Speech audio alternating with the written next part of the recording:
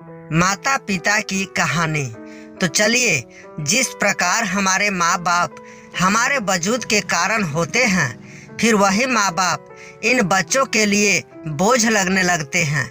इसी सोच पर यह दिल को छू लेने वाली कहानी माँ बाप का सम्मान को पढ़ते हैं, जिनसे हम सभी बहुत बड़ी सीख ले सकते हैं। नमस्कार दोस्तों, हमारे इस YouTube चैनल में आपका स्वागत है।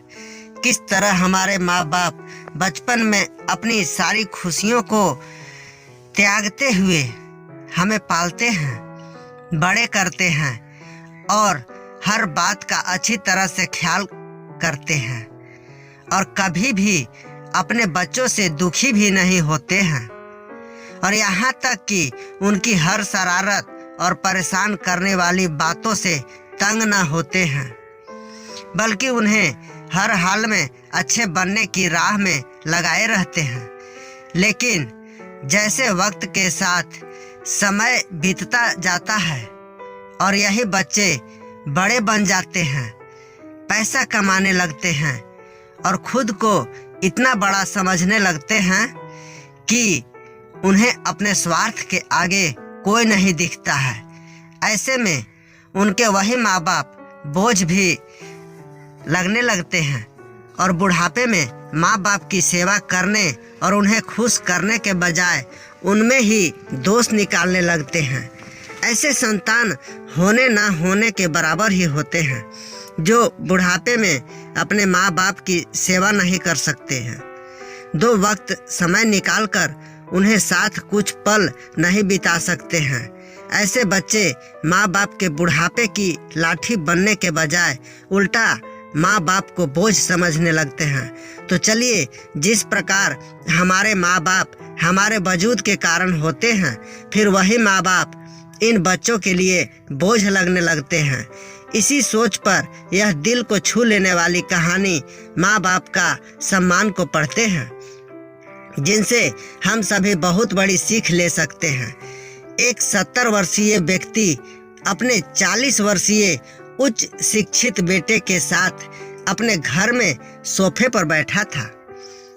अचानक उनकी खिड़की पर एक कबूतर बैठ गया। पिता ने अपने बेटे से पूछा, बेटा यह क्या है? बेटे ने जवाब दिया, यह एक कबूतर है।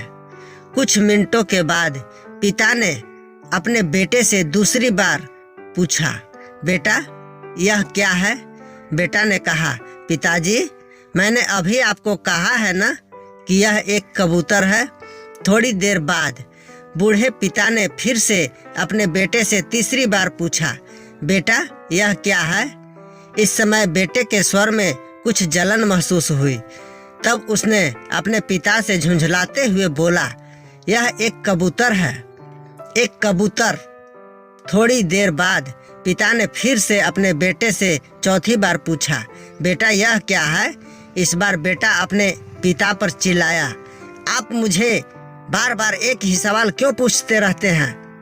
हालांकि मैंने आपको कई बार बता चुका हूँ कि यह एक कबूतर है, क्या आप इसे समझ नहीं पा रहे हैं? थोड़ी देर बाद पिता अपने कमरे में गए और एक पुरानी डायरी लेकर वापस आए, जिसे उन्होंने अपने बेटे के जन्म के बाद से सारी बातें लिख रखा था। एक पेज खोलने पर उन्होंने अपने बेटे को उस पेज को पढ़ने के लिए कहा। जब बेटे ने इसे पढ़ा तो निम्नलिखित शब्द डायरी में लिखे गए थे, आज मेरा 3 साल का छोटा बेटा सोफे पर मेरे साथ बैठा था। जब खिड़की पर एक कबूतर बैठा था, मेरे बेटे ने मुझसे 20 बार पूछा कि यह क्या है, और मैंने उसे 20 बार जवाब दिया कि यह एक कबूतर था। मैंने उसे हर बार प्यार से गले लगाया और उसने मुझसे 20 बार फिर से वही सवाल पूछा।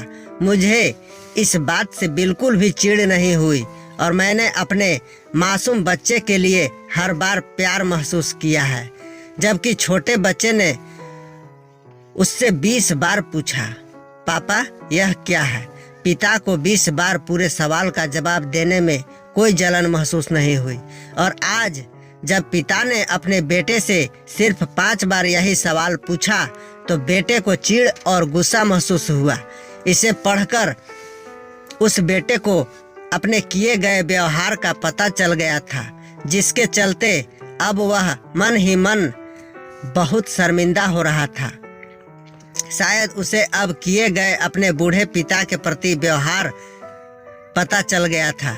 इसलिए यदि आपके माता पिता जब बुढ़ापे में होते हैं, उन्हें न तो पीछे छोड़े और न ही उन्हें एक बोझ के रूप में देखें, बल्कि उनके साथ एक दयालु शब्द बोले, शांत, आज्ञाकारी, विनम्र और उनके प्रति दयालु बने। अपने माता पिता के प्रति विचारशील रहें। आज इस बात को कहें, मैं अपने माता पिता को हमेशा खुश देखना चाहता हूँ। जब से मैं छोटा बच्चा था, उन्होंने मेरी देखभाल की थी। उन्होंने हमेशा मुझ पर अपने निस्वार्थ प्रेम की वर्षा की। उन्होंने आज समाज में मुझे एक व्यक्ति के रूप में प्रस्तुत करने के लिए तूफान और गर्मी को देखे बिना सभी पहाड़ों और घाटियों को पार किया। भगवान से प्रार्थना करें, मैं अपने बूढ़े माता पिता की सर्वोत्तम तरीके से सेवा करूंगा।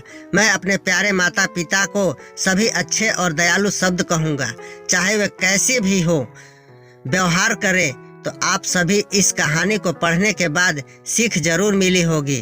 तो आपको यह कहानी कैसा लगा कमेंट करके जरूर बताएं। पूरा वीडियो देखने के लिए आप सभी को बहुत बहुत धन्यवाद।